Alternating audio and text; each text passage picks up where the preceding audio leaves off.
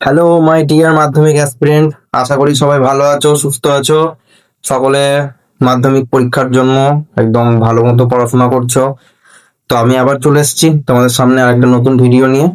আজ আমার ভিডিওর মূল আলোচনা হচ্ছে মাধ্যমিক ভূগোলের সাজেশন ভিডিও।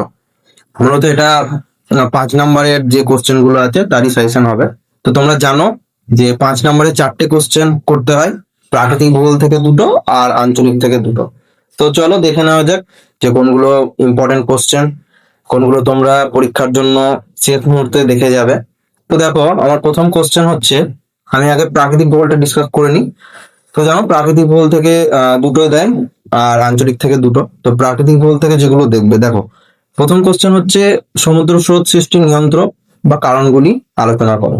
মানে সমুদ্র স্রোত সৃষ্টি যে হয়, তো তার কোন ফ্যাক্টর গুলো তাতে কাজ করে, বা সমুদ্র স্রোত সৃষ্টি হওয়ার পিছনে মেন মেন যে কারণগুলো আছে, তো সেগুলো আলোচনা করতে দিতে পারে। এটা 2023-এ অলরেডি এসছে। নেক্সট দেখো, পৃথিবীর বিভিন্ন স্থানে সমুদ্র স্রোতের প্রধান 5টি প্রভাব লেখো। 2024-20 দুবার রিপিট করেছে, তো এটা অবশ্যই দেখে যাবে।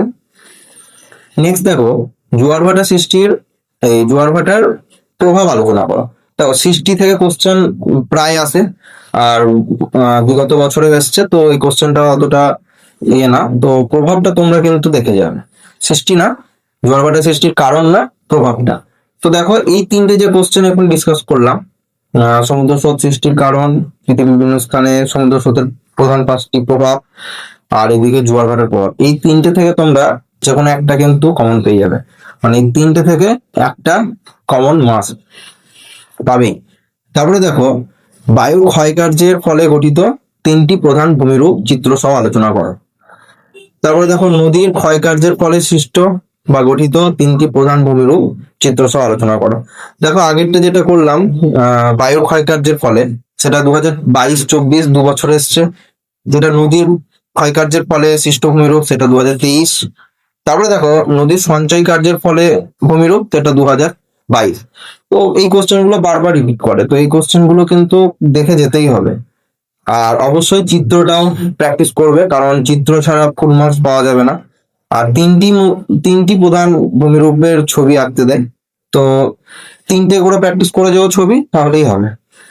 তারপরে দেখো 7 নম্বর কোশ্চেন, বায়ু ও জলধারার মিলিত কার্যের ফলে গঠিত ভূমিরূপগুলির পরিচয় দাও। 2022-এ কোশ্চেনটা এসেছিল, তো এই কোশ্চেনটাও দেখবে, বায়ু ও জলধারার।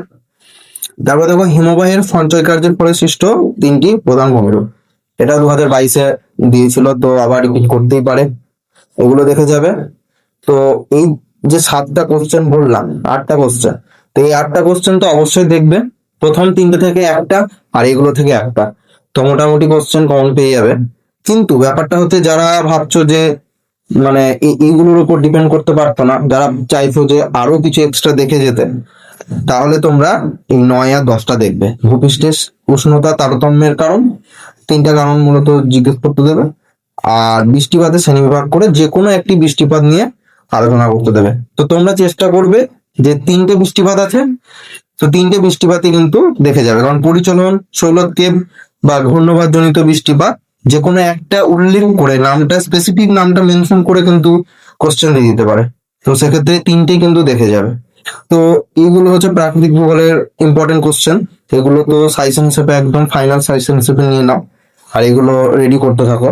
তার সাথে যারা ভাবছো যে আরো একটু দেখে যেতে, তাদেরকে বলবো যে বায়ুমণ্ডলে যে বিভিন্ন স্তর আছে, যেমন হচ্ছে ট্রপোস্ফিয়ার, স্ট্র্যাটোস্ফিয়ার, মেসোস্ফিয়ার, থার্মোস্ফিয়ার, ওগুলো ওই ওই স্তরগুলো কিন্তু পড়ে নিতে পারো, ওইটা থেকেও কিন্তু একটা বড় কোশ্চেন দিয়ে দিতে পারে।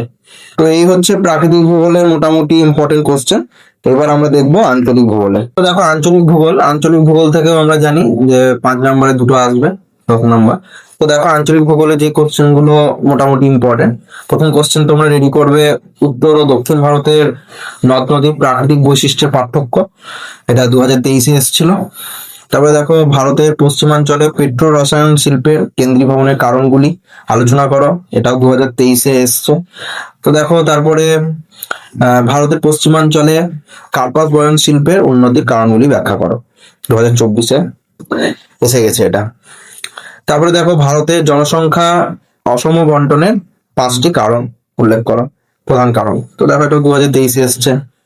তারপরে দেখো ভারতের পরিবহন ব্যবস্থার প্রধান 5টি গুরুত্ব আলোচনা করো, 2024।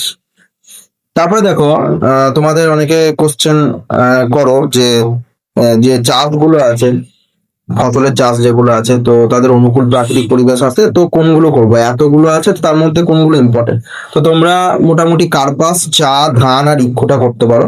তার মধ্যে আমি বলবো কার্পাসটা মোস্ট ইম্পর্টেন্ট এখানকার মধ্যে। কার্পাসটা অবশ্যই আগে থেকে রেডি করে নেবে। ইক্ষুটাও করতে পারো, যেহেতু ইক্ষুটা 2024 এসে গেছে, তো এটা ইম্পর্টেন্স একটু কম, মানে তুলনামূলক ভাবে বাকিগুলো থেকে কম। তাই কার্পাস করবে, চা করবে, ধানটা মোটামুটি সহজই, তো ধানটাও করে যাবে, ঠিক আছে, আর ইক্ষুটাও দেখে যাবে। তো এগুলো করবে, অনুকূল প্রাকৃতিক পরিবেশ। তারপরে দেখো ভারতের জলবায়ু নিয়ন্ত্রণের প্রধান কারণগুলি ব্যাখ্যা করো, 2020-তে এসেছিল, আবার রিপিট হওয়ার চান্স আছে এটা। নেক্সট দেখো ভারতের পূর্ব ও পশ্চিম উপকূলের সমভূমির প্রাকৃতিক বৈশিষ্ট্যের পার্থক্য, এটা দুবার এসছে, 2017-22। তো এই কোশ্চেন গুলো বারবার রিপিট করছে সাল ওয়াইজ। তো তোমরা এই কোশ্চেন গুলো রেডি করো, এর মধ্যে থেকে দুটো কোশ্চেন কমন পেয়ে যাবে, চিন্তার কিচ্ছু নেই একদম। তো চলো, এই ছিল প্রাকৃতিক আর আঞ্চলিক ভূগোলের 5 মার্কসের যে কোশ্চেন গুলো, তার যে কোনগুলো করবে তোমরা ইম্পর্টেন্ট, কোনগুলো পরীক্ষার আগে দেখে যাবে। তো ভিডিওটা যাদের ভালো লাগলো তারা লাইক করে দিও, আর যদি কোনো কোশ্চেন থাকে, কিছু জানতে চাও, তাহলে কমেন্টে জানাও আমাকে, আমি তার রিপ্লাই দিয়ে দেবো। আর চ্যানেলটা অবশ্যই সাবস্ক্রাইব করে রাখো। দেখা হচ্ছে পরবর্তী ভিডিওতে। Thank you.